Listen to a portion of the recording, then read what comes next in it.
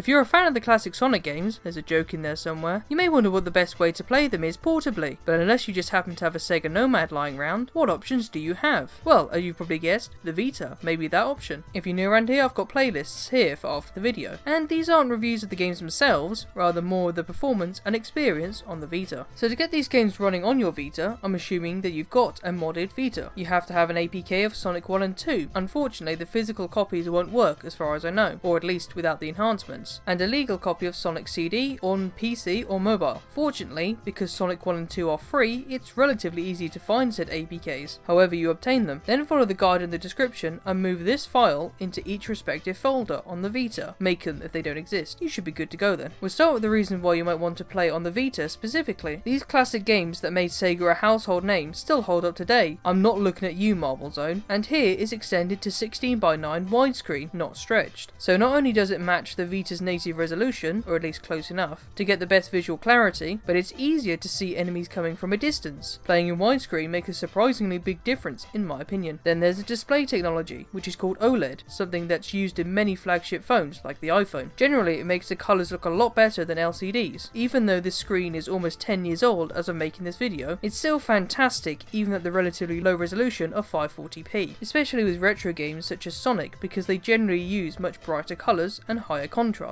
The frame rate hovers between 50 and 60 FPS. On the original hardware this was a much bigger issue, as if you play the PAL versions, the frame rate is tied to the game speed, or in other words, the game runs about 12% slower. For a game that's all about speed, that's a bit ironic. Fortunately this isn't the case here, but you may still want to overclock your Vita if you need that solid 60 FPS. Now for the gameplay improvements that the mobile versions introduced over the originals. First off, there's the save states. Despite these games not being made with saving in mind, you now have the ability to save if you're bad at the game like I am, or just too busy when commuting, etc. The Vita also suspends games natively, so even if you forget to save, as long as it has a charge left, you may not even need to save. There's an actual speedrun mode called Time Attack, which makes perfect sense considering the branding of the Sonic franchise, which tells you not only the time for each stage, but also each act of the stage. There are specific modes that only work on certain games for me, or not even present at all, like the achievements which only work on Sonic 1 and 2, not CD. It may be because I'm using the PC version of CD, not the mobile one. Pretty self-explanatory, but still something extra to do if you care about that. The leaderboards didn't work for any of them. Sonic 2 had a 2-player mode, which didn't work either. Sonic CD had the option to switch between the Japanese/EU or North American soundtrack. By the way, why didn't anyone tell me how great Sonic CD soundtrack is? Quite possibly my favourite option out of all of these is that you can play as different characters in Sonic 1 and 2. For example, Sonic and Tails, just Tails, or just Knuckles. I think it's a good reason for those who've already played these games to try this out. There's two big issues with these Vita versions, however. First is the special stage. With all of them, the frame rate tanks to sub 30 FPS. Yes, you heard that right. You can overclock the Vita to mitigate some of this, but definitely not ideal. The other is the crashing and instability. It happened seemingly randomly, and there's no way I know of to prevent it, although the autosave seems to work every time, so I didn't lose more than a stage of progress. Nonetheless, it's significant enough to ruin a really good run, in my opinion. Finally, I thought I would compare the Vita versions to running the games via emulation under Retroarch. Whilst the frame rate is a locked 60, even the special stages, not only do you lose the enhancements, if you care about those, but you lack the 16:9 mode, and the output is significantly blurrier to me. Maybe you could fix that, but I don't know how to do that. Essentially, it's more accurate, but much less fancy. So that's the video. What's your favourite game of the three? I'm torn between 2 and CD, to be honest. Probably leaning towards Sonic 2. If you like the video, go play these games on your Vita. You do own a Vita, right? See ya.